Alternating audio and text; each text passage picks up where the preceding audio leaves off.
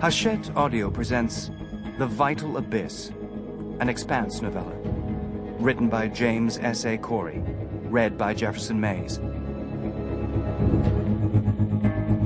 They kept us in an enormous room, 90 meters by 60, with a ceiling 8 meters above us, a bit less than a football pitch, with observation windows along the top 2 meters all the way around, from which our guards could look down on us if they chose to. Old crash couches, salvaged from God knew where, lay scattered around the floor. Eventually I came to recognize a certain subtle smell, like alcohol and plastic when the air scrubbers were replaced, and the humidity and temperature would sometimes vary, leaving runnels of condensate coming down the walls. Those were the nearest things we had to weather. The gravity, somewhere in the neighborhood of 1/4 G, suggested we were on a spin station.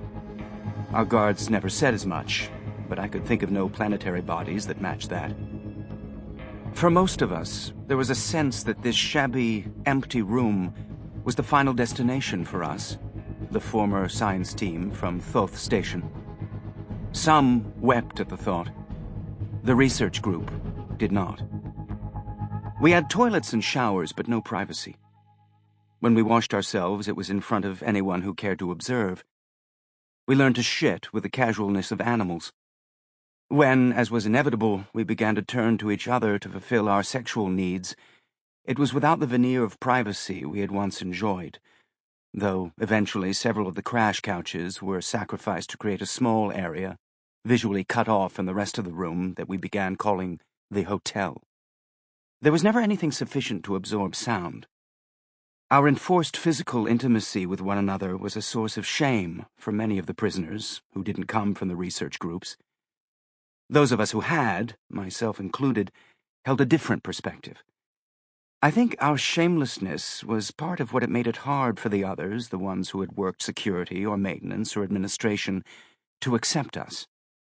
There were other reasons too, but I think the shamelessness was the most visible. I might be wrong about that. I have learned to question my assumptions about what other people feel.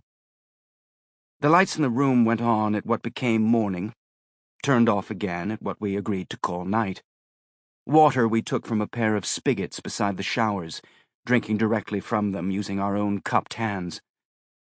For want of razors or depilatories, the men among us grew beards. Guards and jailers would come through whenever they saw fit, armor-clad and carrying guns sufficient to slaughter. Sample complete. Ready to continue?